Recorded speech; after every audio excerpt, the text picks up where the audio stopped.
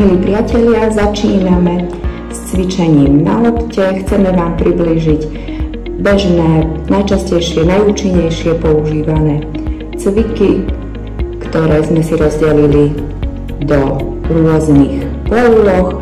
Poloha v ľahu na chrbte, na brúšku, v sede, stoji a postupne takto vám ich budeme prinášať.